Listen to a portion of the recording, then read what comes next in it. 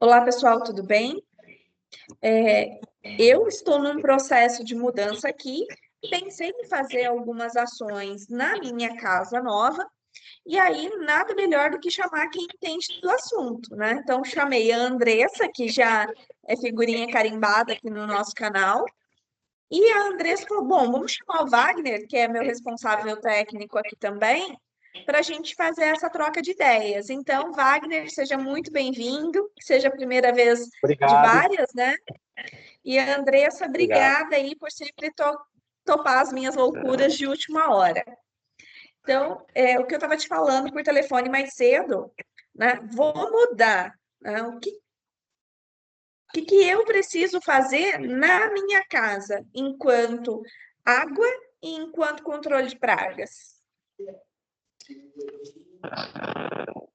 Vamos lá, Vamos lá? né? Vamos. Primeiramente, boa tarde, né? Obrigado pela essa oportunidade aqui e mostrar um pouco da importância, né, que é fazer o controle de pragas numa residência e as manutenções de limpeza de caixa d'água também na residência, que passa despercebido, mas tem o seu grau de importância, né, porque interfere diretamente na nossa saúde, tá? Então, assim, a consideração interessante para se fazer a referente à limpeza de caixa d'água é observar a periodicidade da água, né? De onde que vem a sua água e a periodicidade dela. É recomendado fazer a limpeza a cada 6 meses, tá bom? Mas só que tem situações que isso pode diminuir. Pode ser uma manutenção de rede pública, a sua água está suja. Pode ser uma água de poço, que você tem que fazer uma análise para ver como é que está a questão de minério. Tem várias questões que tem que ser observadas antes. Também, o estado da caixa também é importante, né? Se ela estiver estourada na beirada, ou ela tampa aberta, isso pode diminuir a periodicidade da limpeza do reservatório. E é uma coisa que realmente essa questão da manutenção na rede pública, eu não tinha pensado nela. Geralmente, quando eles fazem a manutenção, quando a água retorna para as residências, ela está barrenta, ela está muito suja. E aí, aquela manutenção que você fez há 3, 4 meses, ela não vai servir para muita coisa, entendeu? A sua água vai estar bastante suja.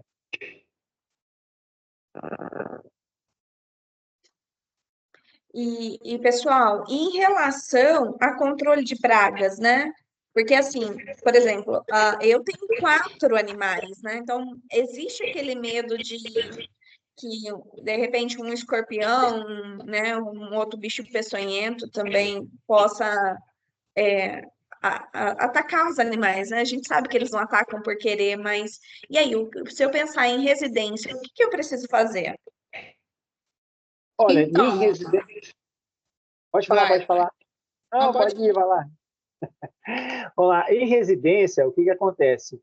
Nada melhor do que uma boa vistoria, né? Uma boa vistoria, ela pode dividir em duas partes, né?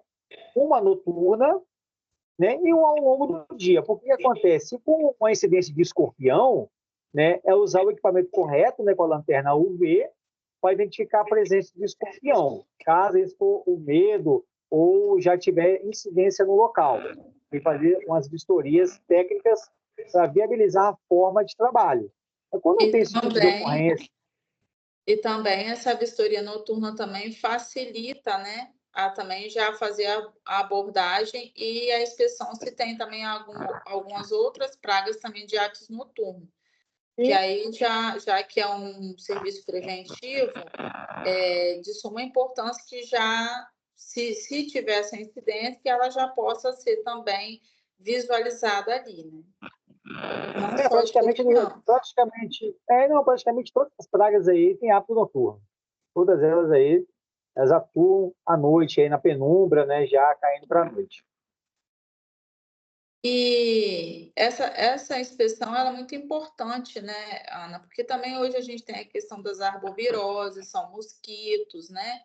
Então, quando a gente vai fazer essa inspeção, a gente também acaba fazendo um trabalho educativo e visualizando se tem larvas também, água parada, né? Porque o controle integrado de pragas, na verdade, ele abrange todo esse tipo de serviço, né? Abre a caixa de esgoto e olha ali se tem incidência de alguma coisa ali dentro. E previne no caso, né, é um serviço importante porque ele vai prevenir para quem vai estar, né, indo para essa residência, para quem vai morar, para quem vai habitar. E também ele faz a questão de também fazer, além de ser uma prevenção, uma limpeza, porque você, por exemplo, pode estar entrando na residência e os moradores anteriores, né, podem nunca ter se preocupado com isso e também podem ter tido ali cachorro, pode ter tido uma incidência de percevejo, outros tipos de praga que pode acometer os seus familiares, né, você e os seus familiares. É aquela coisa, né? Eu não sei se essa conversa está me deixando com a mente mais clara ou me deixando mais em desespero, né? Porque aí agora eu fiquei até pensando, né? Porque se o ambiente estiver contaminado com uma parvovirose, por exemplo, né? São realmente preocupações que, mesmo que nós sejamos da área da qualidade da indústria de alimentos, às vezes nós esquecemos de trazer essa preocupação, essa prevenção para dentro de casa. E a gente, né, Wagner, muitas vezes indica depois da detetização a sanitização, né? O que acontece nesse caso, Ana? Alguns venenos que é utilizado, alguns domes sanitários que são utilizados hoje no mercado, eles são desalojantes. O que é isso? São venenos onde a praga vai passar e vai desalojar. Então, essa praga ela vai sair de forma desorientada, porque esse veneno atinge o seu sistema nervoso, ela fica desorientada e voa e vai passando por cima das coisas. Então, recomenda-se fazer a sanitização.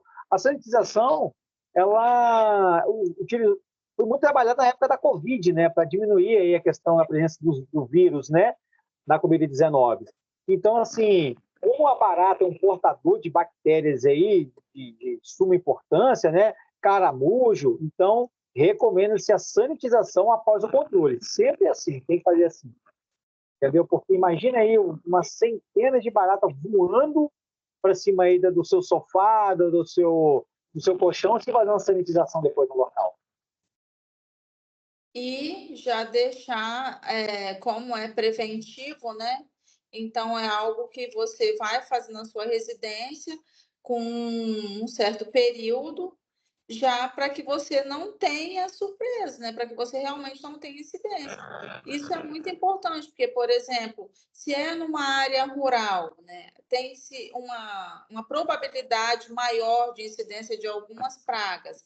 E aí, muitas vezes, a empresa controladora vai já prever um período para realizar essa nova prevenção. Se já é de uma área urbana, também já se tem um período já prevenindo isso aí, né? E na indústria alimentícia, né, já que a gente está falando sobre esse assunto, os protocolos são parecidos, né? Porém, Ana, hoje, quando a gente pensa em falar um geral, os desafios são muito maiores, né? Porque se é uma indústria alimentícia, por exemplo, nós temos ali presença de alimento, uma rotatividade, uma presença de lixo muito maior, né? E de pessoas, e a própria também, que inclui dentro do controle de pragas a educação das pessoas para entenderem, colaborarem com toda essa questão, essa gestão, né, que precisa ser realizada. Então, a RDC 622 prevê que o controle integrado de pragas seja minimamente mensal. Isso é avaliado, porque pode ser feito uma frequência menor ainda, dependendo de que tipo de indústria, que tipo de alimento, de manuseio, né? E observado e sempre feito na área tanto interna quanto externa. Quando a área interna, né, a empresa de controle de pragas, ela tem que ter aí boas práticas também na execução do serviço. Ela tem que ter um conhecimento muito bom de PPF, de APPCC, junto com a área de qualidade do estabelecimento. porque isso tem que ser agendado, tem que ser previamente programado para que não tenha presença de alimentos, de embalagem, de nada que possa correr risco. E também, né, tem que ser previsto que depois do serviço realizado, conforme a indicação da empresa de controle de pragas e do próprio responsável técnico, tenha o período de realização da higienização de todo o local para que volte a se processar. Então, existem situações em que a gente faz um serviço noturno para que isso dê uma ação de 12 horas e a empresa funcione no outro dia, ou de finais de semana, por exemplo.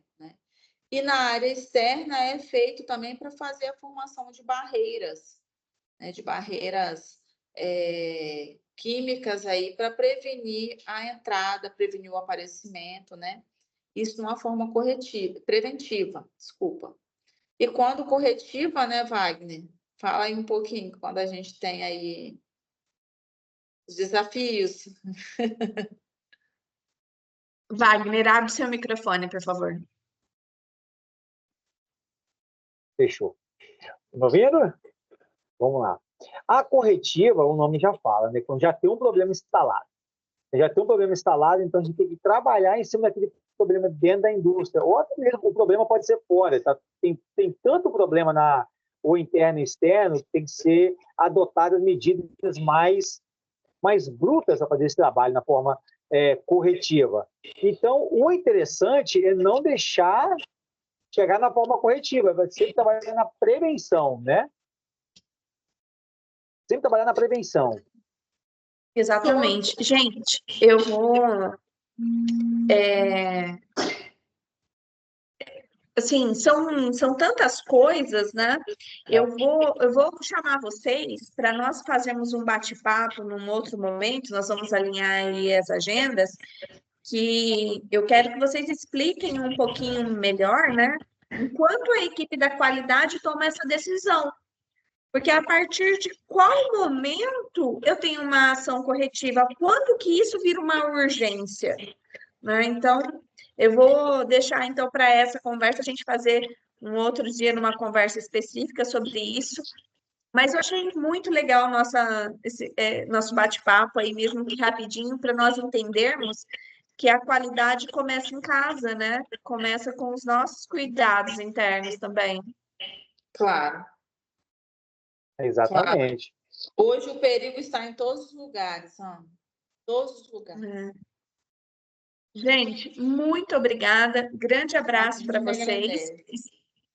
Eu que agradeço. Tchau, tchau. Tchau. Tchau, tchau.